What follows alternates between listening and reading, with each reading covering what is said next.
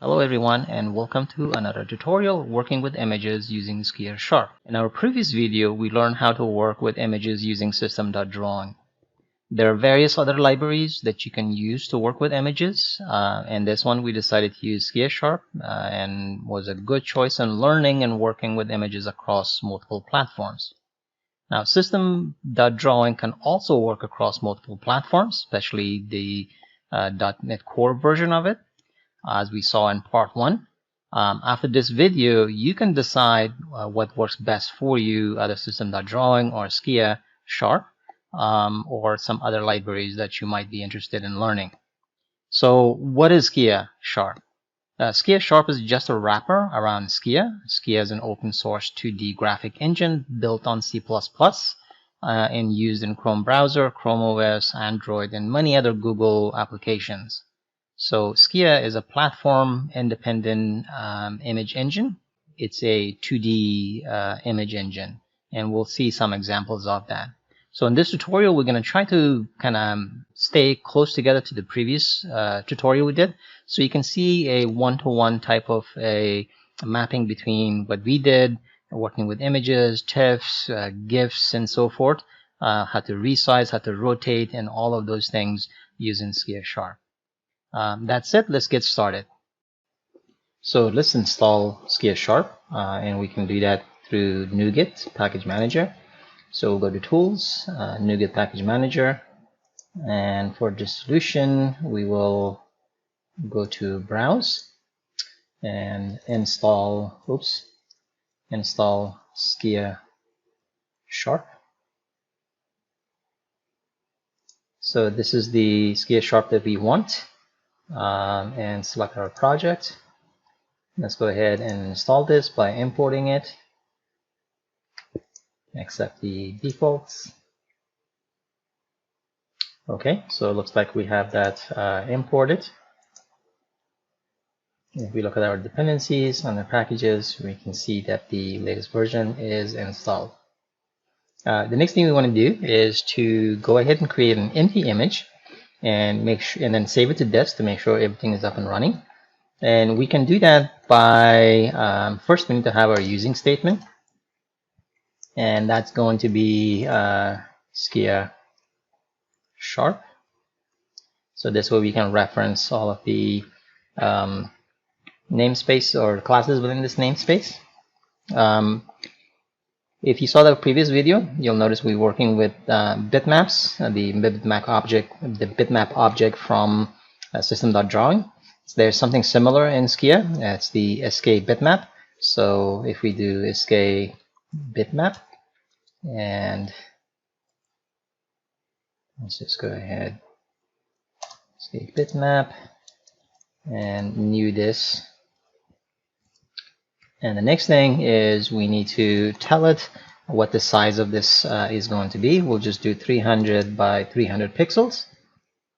And now that we have this, we need to tell it what type of image this is going to be.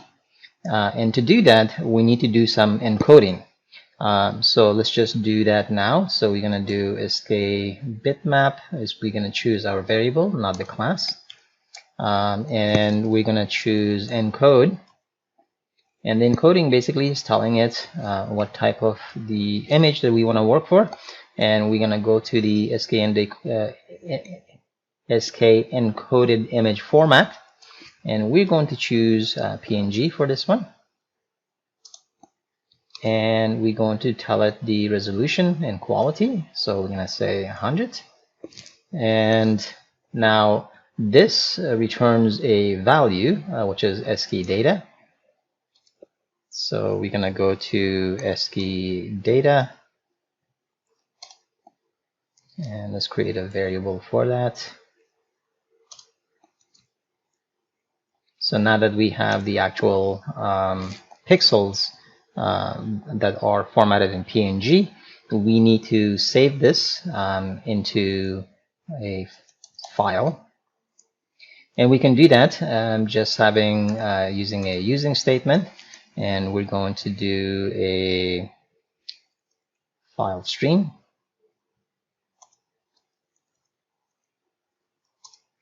And this file stream is going to use the filed create, and we're going to just name this image1.png, and inside of this we can just use the skdata variable and say as stream. So now we're going to take all of the pixels in there into a stream, and then we're going to say seek. And we want to make sure that the stream is at the beginning, so we're going to say seek origin.begin. So now that we have the stream set to the beginning, we're going to then say skdata dot as stream, and we're going to now copy this to our file stream. Okay, so now that we copy that into our file stream, this should actually save that. So we can then say file stream dot close and flush it to make sure it's written to disk.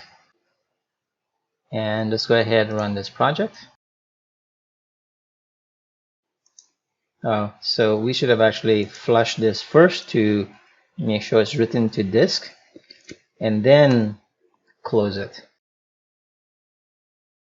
Okay, so that's done. Now if we go to, since we are not giving it a full path, this is going to, the image is going to be saved into the same directory where the executable is. So we'll just go ahead and open the project into the Explorer, and then go to our bin, go to debug, .NET 6, and as you can see, there's our image. Now of course this image is totally blank, there's nothing in it. So if we go to edit, and we edit this with our favorite editor in Paint, you can see that it's in 100%, and its size is 300 by 300 pixel. So we do have an image and everything is working.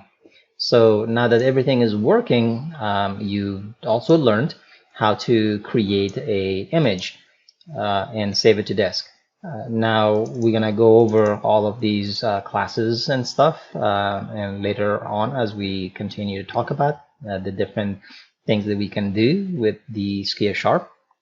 But first, let's figure out what it means when we say that there is a wrapper on top of a C++ library. So this Skia is a C# library. Then how did Microsoft create a wrapper on top of this? They did that by creating what's called a DLL import. So basically you can call functions into a C++ library. And to do that, so let's go ahead and clean this up. Let's put this into a method, and let's call our method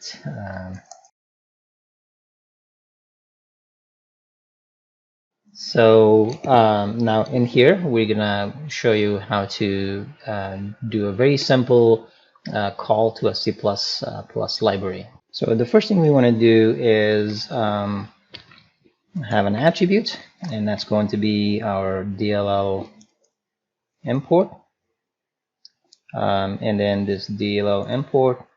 So let's go to see why this okay, so the attribute is not a valid context in this scenario. So let's go ahead and create a new class, and we're going to call this native methods, or we could have just said, you know, system32. So let's actually now bring this here. So in order to work with the DLL import, we need to have the system runtime interrupt services. and then what we can do is tell it which library, and we're going to use the user32.dll, and that resides within the Windows search, which is I think System 32. I think it's Windows System 32, so they should be able to find it. You don't need to give the full path. And then the character set, and that is going to be Unicode. And then now that we have the attribute, we need to give the information about the method that we want to call. And let's go ahead and use the message box, the Windows message box. So we can start with public, and it's going to be static extern, and then it's going to return an int value, and then the message box name, so this is the method message box, and then it's going to require an int pointer, which is going to be the Windows, and then string, it's going to require a text string, and then it's going to require which is going to be the message, and then it's going to have the caption of the message box, and then a uint that's going to have the type. So this is uint, and then we're going to terminate this this method. So let's actually bring this within our class. There we go. So now that we have that, we can come in here and do something like this. Native methods. So let's actually have our namespace, and then it's going to be .message box, right? And we're going to need the hello world, and then the caption is going to be message box example, and we're going to just pass it 1. It's required an int pointer that we forgot. So for the pointer, we can just pass it a new int pointer. So now let's go ahead and run this program. We should see a message box, even though we have a console application, and we have our message box with the hello world, OK and cancel, because we passed it the dialog types, and of course we have the message box example as the caption. So now you're probably wondering how I knew the signature of the method that I was exporting, although this is a little bit beyond the context of this video, but I'll show it to you anyway. So we'll go ahead and create a new browser. I have some links here that I can share with you guys. So this is the Microsoft documentation for the Windows 32 API, and this one is specifically for message box function. And as you can see here, this is the signature of the method that we just called. So if you scroll back up here, this is in the Windows user.h, which is the header file for the C++. So that's how you can come in here and take a look at what the methods are, and you can actually look at the signature and then import that into your library. And that's pretty much how the folks at Microsoft went and imported all of the Win32 APIs into SkiaSharp. So now that we have an understanding of how that happens, now actually let's get back to our image processing and figure out how to now create a simple image by adding some text into it, and then figure out how we can rotate it and do different things with it. So in this tutorial, we're going to learn about the Skia objects. And before doing the rotations of images and doing all the other work, let's actually understand some of the objects that we do have and actually create a simple image that we can reuse to show our examples of the rotations and everything else. So with that said, let's actually create a text on a image and then save that. So we've done some of the work previously by creating an empty object, but this time we're going to do it a little bit differently. So we're going to have our SkiaSharp using statement. Next, what we want to do is we want to have a string value, and we'll just call it text as the name of the variable, and we are going to have a string that we're going to create an image out of. So we're just going to say SkiaSharp. And the next thing we want to do is we want to actually create Skia objects to take this string that we have and make an image out of it. Now, before we do anything else, let's kind of go over physically if you were going to do something like paint something or do calligraphy or any of that stuff. You would need a surface to work on, and then you would have your canvas, and then you have your paints and colors and everything else, and then you would use that to make the image that you want. So Skia has an object called SkiaSurface. So if we go ahead and type SkiaSurface, and we have an SkiaSurface. So the next thing we want to do is we're going to create, and in the create we're going to pass it an SkiaInfo. This info is basically the pixel size that the information should be. So if we say new Skia image info and then give it the pixel information, let's just do one for 450 and 90 pixels and height. So 450 width, 90 in height. The next thing is, if you look, the create method returns an SkiaSurface. So we'll just say SkiaSurface, and let's actually name our variable SkiaSurface as well to make things a little bit easier.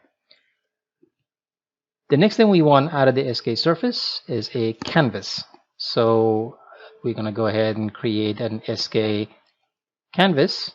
and let's also name it SkiaCanvas, and this is going to be equal to our surface dot canvas. So the surface has an object canvas, and that's what we basically would need. And then this also creates the paint that we're going to work with. So we have SkiaPaint, and next what we want to do is our paint, we're going to give it some attributes, properties. So our paint is going to have a color, and the color we're going to choose is, let's go ahead and go to an Skia color of maybe black colors.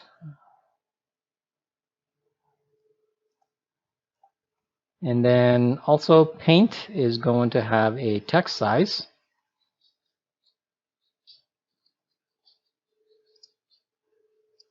And let's make this 60. Next, we're going to have a paint typeface. So the typeface is basically the font that we're going to use.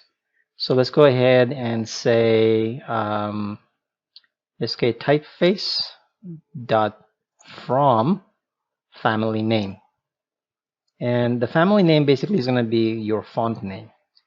So we'll go ahead and use Arial, and then we want to make sure that this is anti-alias, and we will set this to true.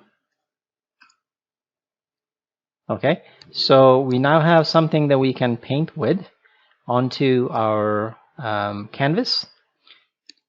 So now we want to take our SkiaCanvas and we want to draw text. Actually, we need the variable, not the class.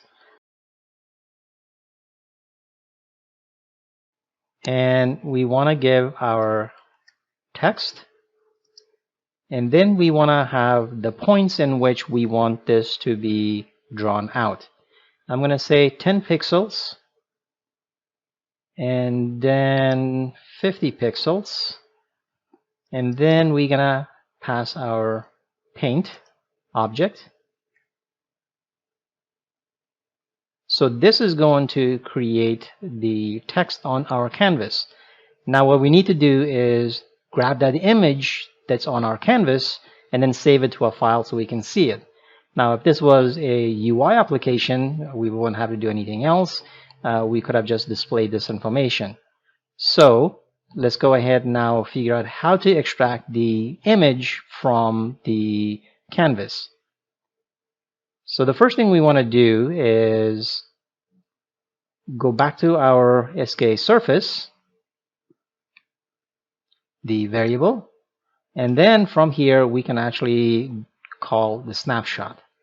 When we do the snapshot, this is going to take an image from basically what we did here and extract that information using the snapshot.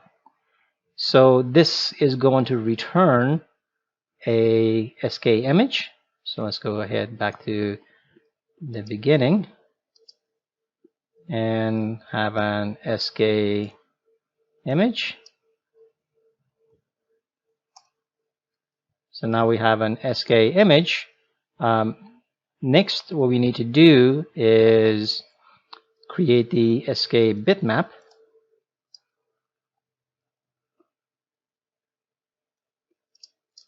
And then we're going to use our SK bitmap, and we're gonna say from image, and we're gonna pass it our SK image. And this actually should be a class. Now we could have created a variable like we did here, but I think what would be easier and simpler would be is just take that and use it as a parameter being passed to our SK bitmap from image, and this is the image that we want. So now that we have a bitmap, the next thing that we need to do is encode this to an SK data.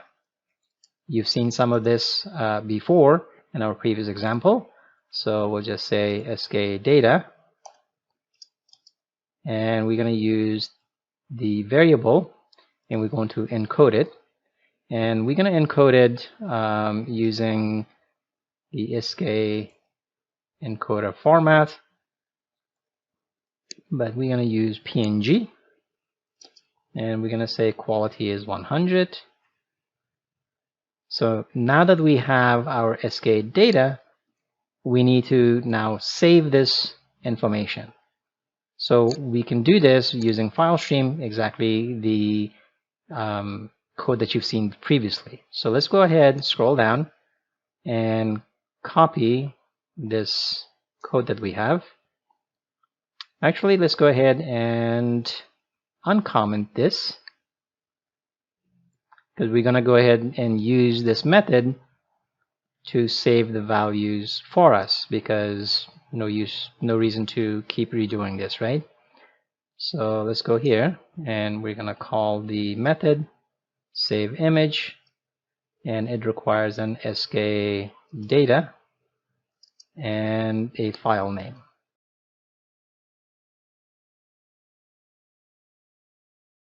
And that should save our image. Let's run our program. So now that it's succeeded, let's go ahead and open the bin directory where this information is for our image. And as you can see, we have the SkiaSharp text.png. Let's go ahead and edit that. So as you can see, we have 450 pixels by 90, and then we have our text. Let's go ahead and now zoom in on this a little bit. As you can see, because we said anti-alias, so we have this gradient around this. When this is at 100%, it looks very sharp, and around this is not looking jagged. Next, we also said that this should be drawn from 10 to 50 pixels. If you look at this, so these above are the pixels, the height and the width. So we said 10 pixels, so this would be around 10 pixels. So if you come down, this is where 10 pixels is. That's where it's starting. And then we said 50 pixels down. So if we go down, and there is 50 pixels. So this is where the image will start. If you have P's and Q's, letters that are going below, you'll see that as well, and the height is going to be up to here. So this is basically how we drew the text onto the canvas and then extracted the image, and now we have the SkiaSharp.png image that we can work with and rotate. So hopefully this was a brief introduction into the different objects in SkiaSharp to allow you to create any kind of draw text, or perhaps maybe draw arcs and circles and do pretty much anything you want with this. So now that we've learned this, let's go ahead and take our SkiaSharp PNG and start learning how we can rotate this. So now let's go ahead and rotate our image. What we're going to need is a couple of variables. First one is going to be a double, and we're going to use this as our angle. And let's actually rotate this to 45 degrees. And next we need two other variables for file names. We need one for the file we're reading, and then another one for the file that we're gonna rotate and save. So let's go ahead and create a string file name, and this file name is going to be our SkiaSharp text PNG, the one we just created. So let's go ahead and copy this, and it's going to be file name rotate, and we're going to rotate this based on the angle. Okay, so now what we need to do is create a escape bitmap, because we're going to go ahead and read that file, and that's going to be escape bitmap.decode. And this should be a class, not a variable, and we need to pass it our file name. So now here we're going to have the same logic we did when we had our system.drawing to do the rotation, and that logic we're going to just copy and paste. So let's go ahead and do that. So basically this math, you should be familiarized with this because we use this. And basically this math is, what it's doing is it's figuring out the rotation of the text so that it can expand the canvas, so that way the image is not cropped. So now what we need to do is create a escape bitmap, and we're gonna call this rotated bitmap. And what we're gonna do is create this bitmap with the rotated width and rotated height. So this is gonna contain the rotation image. So next we're gonna go ahead and create the canvas and pass our bitmap into it, and then we're gonna use our SK canvas, and we're going to do a translate. And the translation is going to be the rotated width divided by 2 and rotated height divided by 2. Now we're going to take our canvas and we're going to rotate this in degrees, and this is going to be our angle. Now the angle, because it's expecting a float, so we have to convert it. Now after this, what we need is, when we are rotating the image, we need to have a paint object that's going to help us do that. So let's go ahead and create a escape paint. Now the paint's going to have two properties we're going to update, and that's going to be is anti-alias. You're going to set this true. And then the next one is going to be filter quality. And we're going to set the escape quality to be high, because we want this to be as accurate to the original image as possible. And then what we're going to do is we're going to use the canvas to go ahead and draw our bitmap.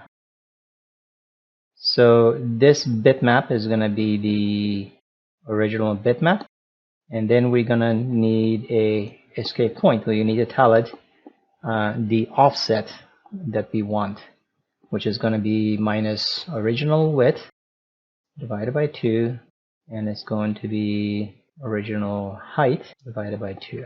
And then we're going to pass it our paint, because that's what we want to use to paint onto our canvas. So now that we have this, what we need is to save this data back.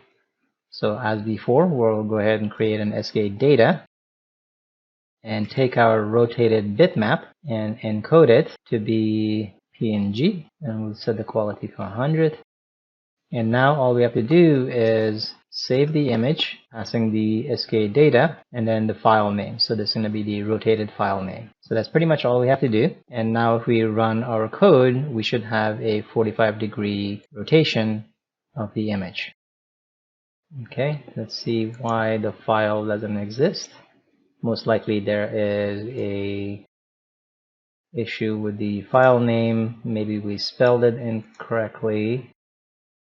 Yeah, so we forgot the K in that. So let's go back here and grab this text.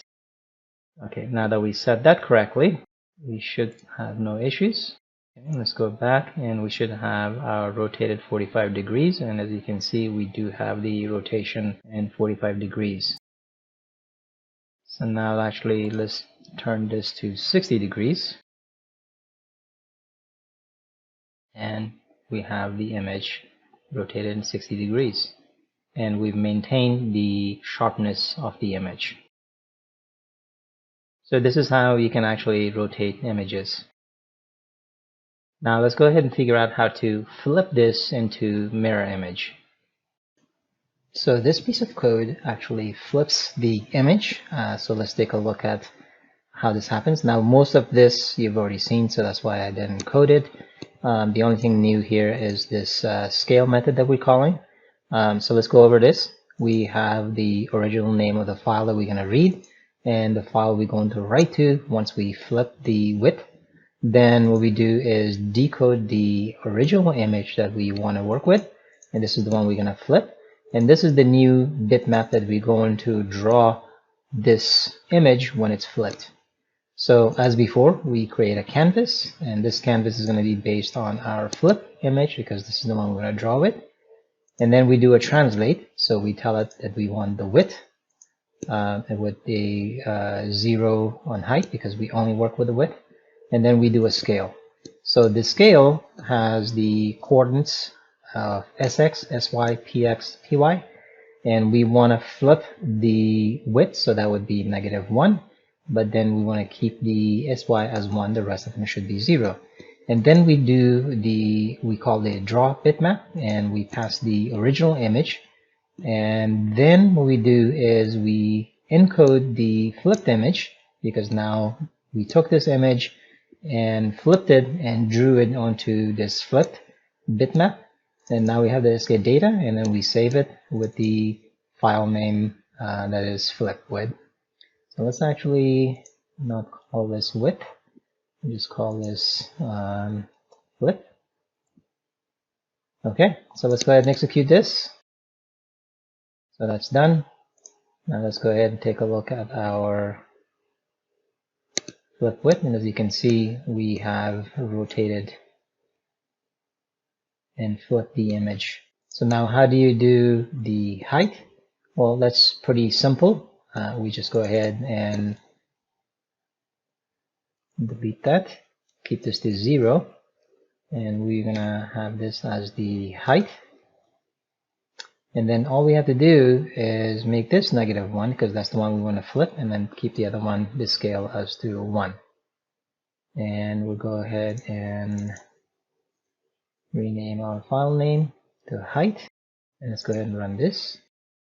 And now as you can see, we've flipped the image. So that's how you can flip images. Now let's go ahead and figure out how we can crop an image. That will be our next section. So here we created a new image with the word hello world using the Arial font. Our color is black and text size is 60. Our size of image is 450 by 90. And then we're saving that image. So let's go ahead and run this so that we can have the image created for us. Okay, so now the image is created. So the next thing we want to do now is to take this hello world and read it and then crop it out.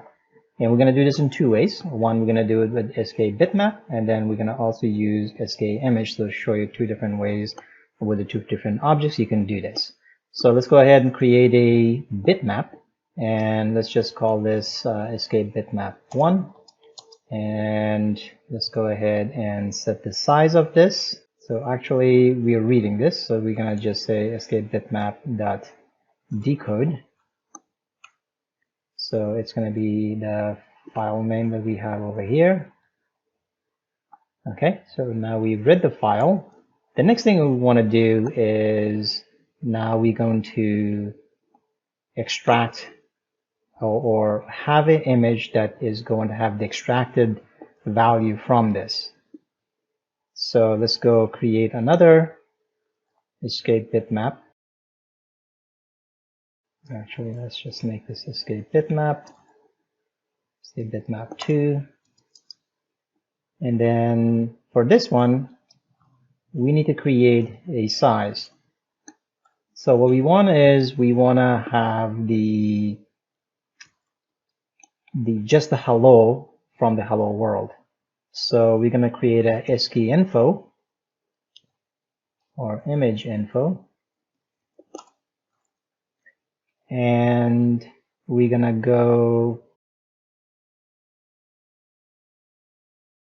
to have 152 pixels in width, and then the height of it is going to be SkiBitmap1, that height.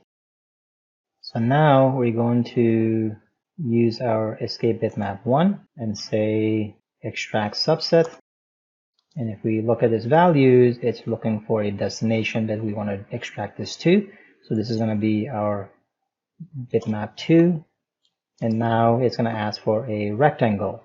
So the rectangle, so it's going to be .create, not .ceiling. So we want to start from 0, 0, and then we want to go 152 pixels, and then we want to go by SkiBitmap1 height. So now that we extracted that, we can then create an SkiData, and let's go to SkiData1. We'll call this data1, and use our SkiBitmap2.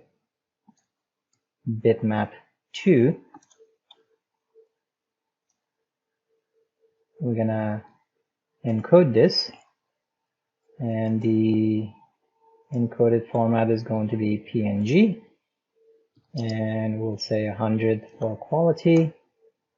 So now that we have that, we're just going to now say save image as our SkiData1, and hello.png. Okay, so now let's go ahead and run this. We should have two images.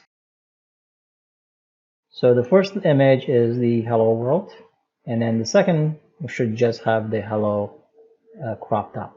So what you can do is open up your image, and let's go ahead and zoom in a little bit. So we said start from 0, 0, go about 152 pixels, which is right around here, and then to the whole height, and that's what we extracted from this image. So now we said two ways. So this was using the bitmap. So let's go ahead and comment this. And the next way to do it is using the SK image. This time, instead of reading the file, so let's go ahead and create an SK image. We'll call our variable SK image. And for SK image, we're going to say from bitmap. So there should be a class from bitmap. Now we already have the bitmap, so we didn't even have to save this. We could have just read the data, the in-memory data. So we're going to go ahead and read this into our image. We could have even used the snapshot because remember that the snapshot returns an image. So we could have actually taken this as well. And instead of doing it this way, we could have also done it with SK image and call this SK image 1. We could have just taken the snapshot that way as well. So there's many ways to do this. We'll just go and do this with this SK image. Okay. So now that we have the SK image, similar to what we did with a bitmap, we need somewhere to have the crop image. So we're gonna also create another SK image, and this is going to be SK image 1. And this is going to have the SK image, the variable, not the class. And what we're going to do is you're going to use subset, and the subset is going to have a rectangle. So now we just want a specific rectangle from this. Now this rectangle is going to be what we created over here. So let's just copy this because that's the size that we want. So this is going to be escape bitmap height. And now that we have that, we need to be able to save this. And we can do that by grabbing the SK data, encode data, and we're going to have our, actually it's just encode.png, and we'll say 100, and then we're going to save the results, and we'll just call this hello 1. All right, let's go ahead and run this. So if you go to the PNG 1, it is exactly the same as the other PNG of hello. So we know that we have the correct cropping set up. So in this example, we're going to go ahead and look at how you can create transparent colors. So maybe you could do some kind of copy on top of maybe a document or something like that. Again, most of this code you've seen before. So everything from here is the same. We created a paint.2 in here. So the first paint is just using the enum black. These are preset colors, the size and the fonts and the anti-alias. For paint 2, we're just using the SK color and passing in an RGB color code in here. So the first one is going to be red, and then green and blue, and then the last one is the alpha channel, which gives you the opacity. The lower the number, the lower the opacity. If it's 255, which is the highest, then it'll be a solid color in there. So here we just said that because it's the red and the rest of them are 0, it's going to be red, but the opacity of 125. So then we go ahead and create the text like we did before, and then we create the second text with the word copy. starting from pixel 20 and then having the paint 2 as the object to go ahead and paint with. And then we just go ahead and save our data into hello world 2.png. So let's go ahead and run this. And let's go ahead and look at our image. And as you can see, we have the value in red. So if we open up our paint and zoom in, as you can see now, it is, or the red is has the opacity so that you can see the black underneath. So this is how you can create different colors and set the opacity. Okay, so here we have another piece of code, and some of this should be familiar to you if you had seen our system.drawing video that we did previously. So here we are creating a surface and then accessing the canvas. We are reading the world2.png, and the reason we are reading that is because it has that a copy color transparency on it. And then what we're doing is we're creating the escape paint and setting the filter to a matrix. This matrix is responsible for converting the color to a grayscale form. Then what we're doing is we're taking that canvas, drawing a bitmap using the bitmap 1 that we have from here, passing just basically a blank point, because we want the image to not be resized or anything. And then we're passing our paint, and once that's done, the image would be converted to black and white or grayscale. Then we use the surface to get a snapshot of the image, and then we take the image, convert it to a PNG encoding, and then saving that as hello world 3. So let's go ahead and run this to see this in action. PNG3, and if we open that and let's zoom in, and notice that the image has been converted to a grayscale. So in this section, we're going to learn how to resize an image.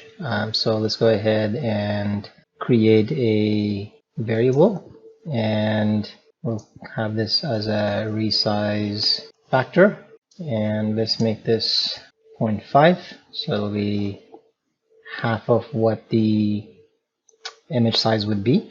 And next, let's go ahead and create a escape bitmap.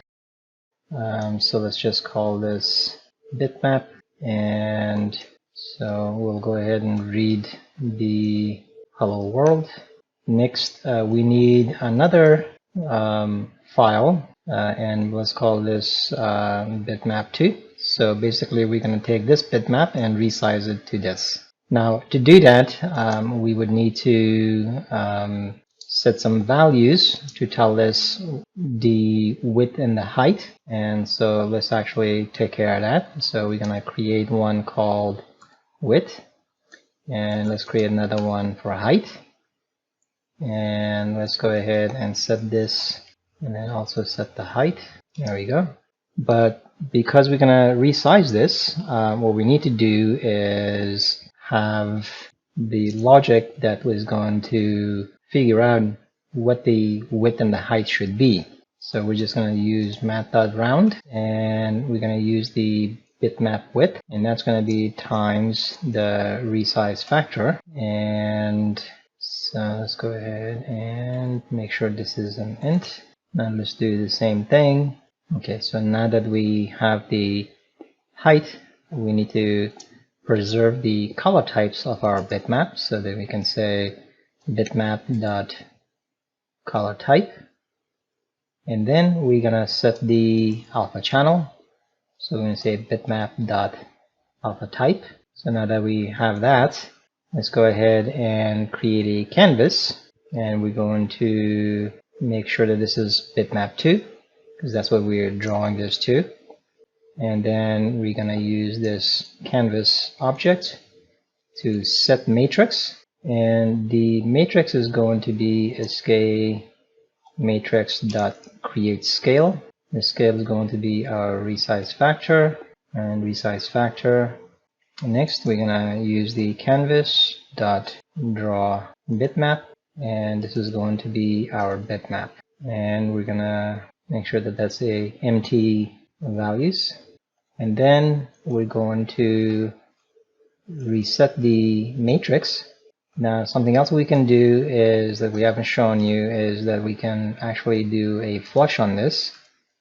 It's sort of like when we are working with a file and you have a stream and you want to make sure that whatever you're writing into that stream gets flushed to the disk before closing it. So that's something that you can do.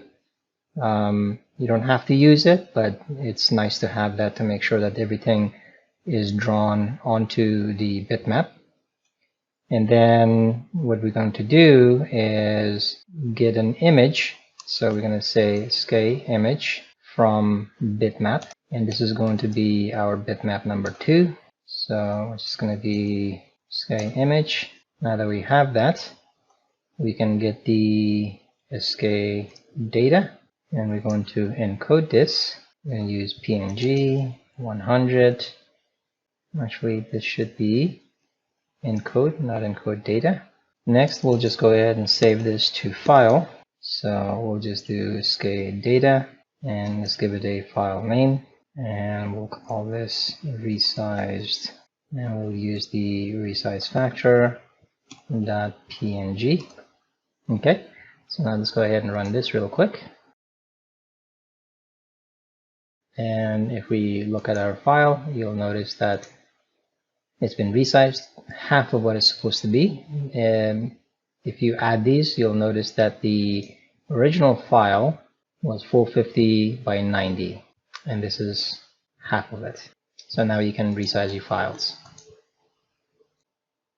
Let's go over how we can convert one type of file, like PNG, to a JPEG. Now, what we have here is just two methods. The first method is basically saving an image. We have a Skia data and a file name, and we go ahead and flush it to a file. Then we have this draw text. You've seen this code before. We have our canvas, we have our surface, canvas, and then paint. Our paint has some properties. We draw the text onto the canvas. Then we do a snapshot of the image that we just did, and then take that data and save it into our file. So here I'm calling the draw method and hello world JPEG, and I'm passing it format type of JPEG. So when this saves, we should have a JPEG file in there. So let's go ahead and run this. So what we'd expect to see is our hello world JPEG as in the file. So here it is, and instead it's totally black. Now the image won't error out when we open it. We just see black. But if I open it in Paint, once again, there's no error, but it is black. Now the reason this happens is because we need to clear the canvas and set a background white, because the file has transparent values, and those transparent values are turning into black, and that's why you're getting the black. So if we were to change this, for example, to red, we should be able to see the text.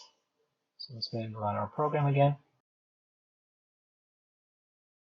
And as you can see, we see our hello world JPEG, and it's red. So how do we have the transparent background fixed? So the way to do that is basically we'll use the Skia canvas, the variable, and we do a clear. When we do a clear, it has two options, one passing no parameters and the other one is a Skia color. So if we do Skia colors and let's pass white, and if we run our program, and go back to our image, you can see that we now have a white background. Now, how is it that the PNG file is working and it's not going black? Because the PNG file has transparency, and if you were to open this into Photoshop, you'll see that there is no white, it is totally transparent. And so, but the PNG file supports that format, and apparently the JPEG file does not. So therefore, it is blocking everything out. All right, so now that we have figured that out, let's go ahead and figure out converting the one file type to another.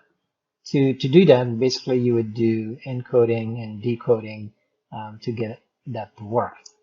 So let's go ahead and create a SK bitmap.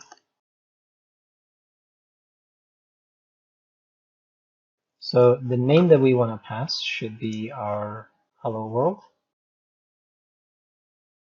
So now that we have this bitmap, the next thing we need to do is create another bitmap. And this one needs to have the same information as far as the size. So I'll just copy that. And what we want to do now is take this bitmap and put it to this one. So let's say bitmap.encode. I'm going to do JPEG, and then we'll say 100. And this is going to pass us our SK data. So let's go to SK, let's call this data. And then what we need to do is create a canvas. So let's just copy this code up here. Actually, we don't need the paint.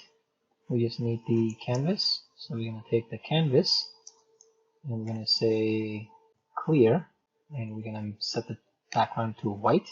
Then we're going to do skcanvas.draw bitmap, and we need to pass it the bitmap that the PNG file that we have. And we'll just keep this as clear. Actually, this decoding should happen a little bit. So now that we drew the bitmap, let's go ahead and do a SK surface snapshot. And actually, this should be as part of this. Should not be new. From image. And then now we're going to go ahead and save this. So actually, we don't need this up here. We need to bring that down over here. So we're going to say bitmap2 encode. So we got a SK data. And then, let's comment this out. We're going to call the save image, passing our data and the file name, that JPEG. Okay, let's go ahead and run our program. As you can see now, we have the PNG converted to a JPEG. Next, let's go over how we can read animated GIFs and reading Tiff files. So I forgot to mention one thing. You have a bunch of files that are supported with SkiaSharp, but only 3 of them are that you can actually save and edit. The other ones you can read, but you can't convert them from one to the other. So here we're using system.drawing from our previous video that we did with image processing part 1. And basically what we're doing is taking the images that we do have here and going ahead and making an animated GIF and then also a TIFF file. The reason for that is because we cannot create animated GIFs and TIFFs using SkiaSharp. So basically we're reading some files and then resaving it. I'm also making this background into white.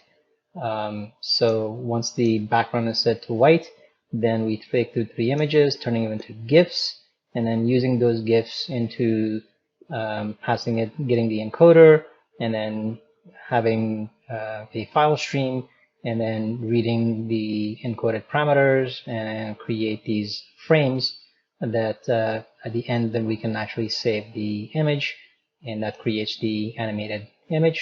We do pretty much the same thing with TIFF files. So let's go ahead and take a look. So here we have our TIFF file. So if we open this, as you can see, this is our TIFF file. The background is transparent because it was a PNG file that we created, and here we have 3 frames. So that was the first frame, the second frame, the third frame. So basically we're just taking the images we did have. And now if we look at the animated GIF, so they're the same 3 images that we had in the TIFF, except it's being animated quickly, and that's what you see in right now. So now that we have our TIFF images, let's go ahead into our other application where we can actually read these frames and then do something with them. So here we have a piece of code that's going to read our animation, and then it will save the frames from the animated GIF. So the first thing we do is we get a stream by reading the file, and then from that stream we pass it over to the Skia's managed stream, and then we take that stream and create a codec by passing that. So if we come over here and run our program, you can see that our codec is filled, and we have 3 frame counts. We have some frame information, and we also have the number of pixels within this animation.gif. So now what we need to do is get those pixels out based on the frames, and then have a bitmap, escape bitmap out of that. To do that, first we need to have the escape info by passing the width and the height of our GIF animation. Next, what we need to do is create a escape bitmap passing those values. So now we have a escape bitmap with the same size. Next, what we need to do is get the bitmap that we just created and get a pointer to its pixels. So now we have that pointer. Now the last option is that we create a codec option passing the frame index value. So this is where we actually get the frame from this codec. So we call the getPixel method, passing the SkiaInfo, which is the information about the size of the image that we want, the pointer to where the pixels should go to, and then the frame count, well, the frame index, which is inside of this Skia codec options.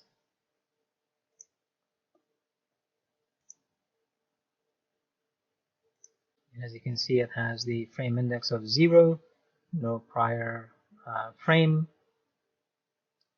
And if we run this, we should have 3 animation PNG files. And as you can see, we have our PNG 0 and PNG 1 and PNG 2. So we were able to extract the animation GIF file every frame. So next, let's go ahead and see how we can deal with TIFF files. All right, so let's go over how to read TIFF files. Now, TIFF files are not supported by SkiaSharp because it's not supported by Skia. So therefore, you can't even load the TIFF files. Then how can you actually read the TIFF files? There's a couple of ways you could do it. So we're back into our image processing from the previous video that we did for part 1, where we used system.drawing. And if we go over here to the NuGet packages, you notice that we're using system.drawing. This is the library that is supported cross-platform, so you can install it either on Linux, Windows, or Mac. If you watch our previous video, I'll show you how to do that. So now, a couple of ways you could do this. So if we go down here, we have a method where we're reading TIFF files using bitmaps. Now this is the system.drawing bitmap. And so one method is to go read the file through the bitmap and then save it as PNG and then read these files, which would mean you would have to then have two processes. So if you were going to do this as one process, let's go back to our SkiaSharp tutorial, and let's go ahead and add a NuGet package for the system.drawing.common. So let's go search for it. So we have their system.drawing.common. Let's go ahead and install that. Click OK, accept the defaults. Okay, so that's installed. Okay, so that's installed. Now let's go ahead and take a look at this code here. Let's just copy this and go to our other project.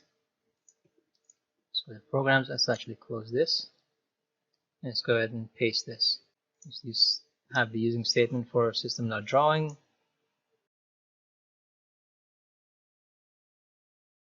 And let's go ahead and change this to where our Tiff file is.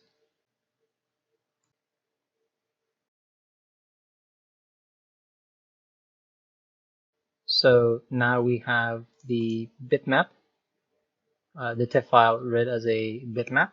Then we get the frame dimensions, and when we get the frame counts, and then we iterate and create a memory stream, and we get back a image file. So we're not going to save it. You could, so this would be another way where you would save that and then you would use SkiaSharp. But what we're going to do is we're going to actually read the stream and then convert that over to a Skia bitmap object. Let's go ahead and make this into a bitmap. So that would be our Tiff image. We'll just call it that. So next, then we say save.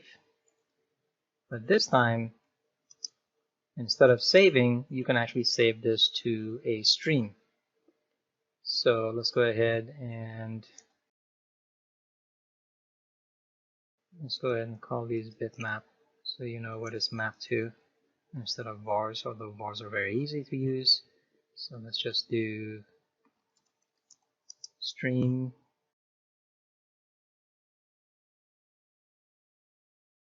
and then we will tell it the image format.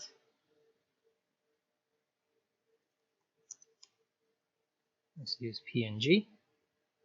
So now we have the stream, and first thing we need to do is put the stream on the first position, so make sure that it's always at the beginning. Then what we can do is create a escape bitmap, and then we can say decode, and then from that we can pass it the stream. And once you do that, we get back an escape bitmap image. So that's the way you can convert it to an escape bitmap. And now let's go ahead and save our image.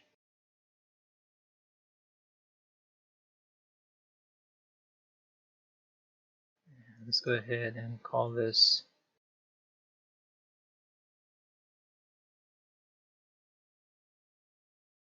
So let's go ahead and build this and make sure that it actually compiles.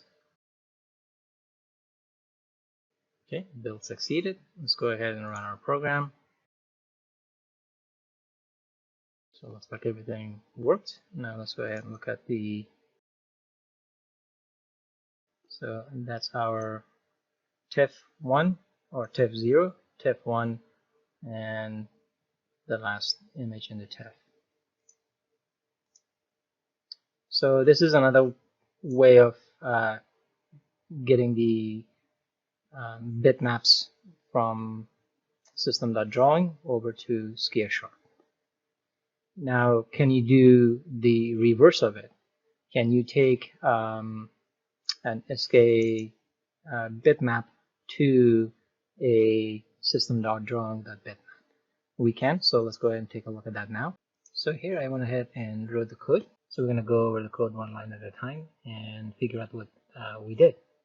So we basically didn't have this line here, and we had the save method. So all we did was we created a SK image from the bitmap that we have up here. Now this is the SK bitmap. And the reason we need the SK image is because we need to get the pixel map. So once we have the image, then the next thing we did was these are system.drawing objects. So this one is the system.bitmap. And we're creating a bitmap with the same size as the current SK bitmap that we have here. And then we're keeping the pixel format to be 32 RPG. And then from the bitmap, we lock the bits using the system.drawing rectangle. Let's actually take that out because we don't need it. And then the rectangle size is basically, starts on from 0, 0 with the width and height of the SK image. And then we have the image lock mode as write only. And then we use the bitmap pixel format. So next, what we need to do is basically create a SK info, passing the height and width. So this is going to be the same size. So we can create this pixel map with that same size, passing the pointer to the data object that we have and also the stripe. So if we look at this is the pointer, and this one is the integer value for the stripe. And so this gives us back a pixel map. And then we use the SK image to read the pixels into this SK pixel map. And then we unlock the bits, and then we save our bitmap to a PNG file.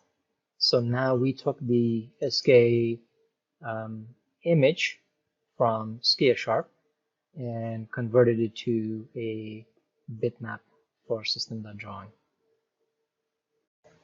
So now we've come to the conclusion of this tutorial. Hopefully it was helpful to you. I want to address one thing. Notice these green lines that are appearing. We have never seen this one before.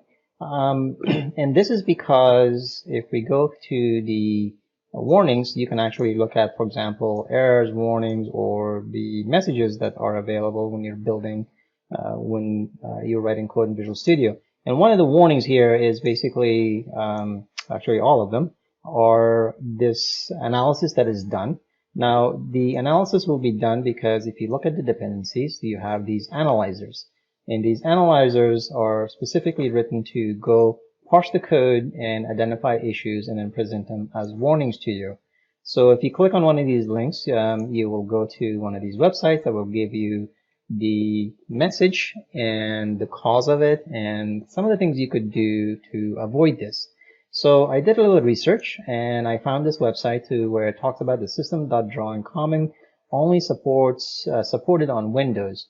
Now the reason this has changed because the old behavior supported all platforms, but there was prior to .NET 6, and in .NET 6 this is no longer true.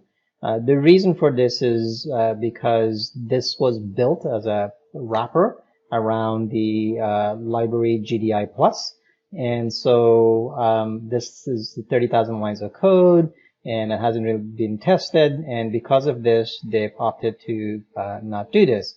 So if we go down, they have some recommendation, and that is to use either ImageSharp, SkiaSharp, which we just used, and then also the Microsoft Maui graphics.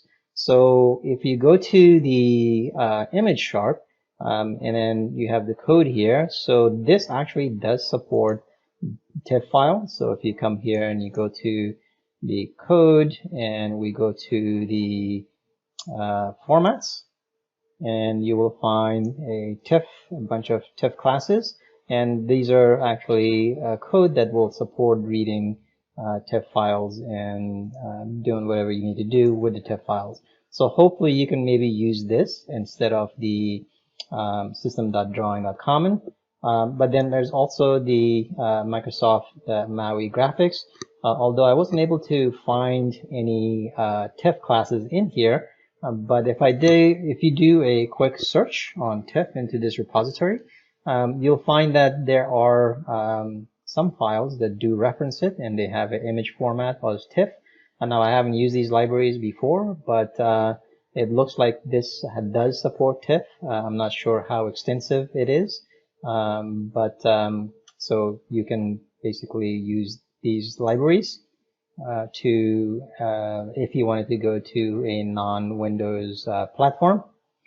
So hopefully this was helpful. And the last thing we're going to go over is that when you're working, whenever I show you the code, one of the things I haven't done, but I've always mentioned it before, is that when you're using, for example, any of the classes, always make sure to see if they support iDisposable. If they do, then you need to dispose the object. And specifically for the SkiaSharp, and the reason for that is because it's been written on top of C libraries.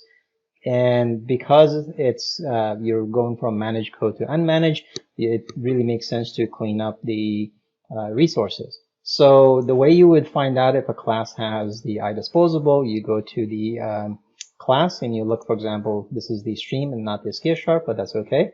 And if you go here, you notice that you have iDisposable. So technically, this should have the using statement, and this will, when the object is no longer in use, it will get disposed. The same is true for any of the Skia classes. So let's actually go to escape bitmap and peek its definition. And it has an SK object and peek its definition, and it has the native.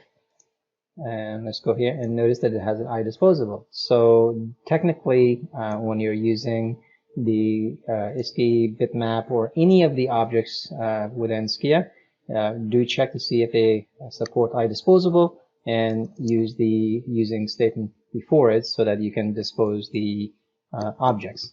So hopefully this was helpful. Thank you so much for spending your time with me to do this tutorial. We'll see you on the next one.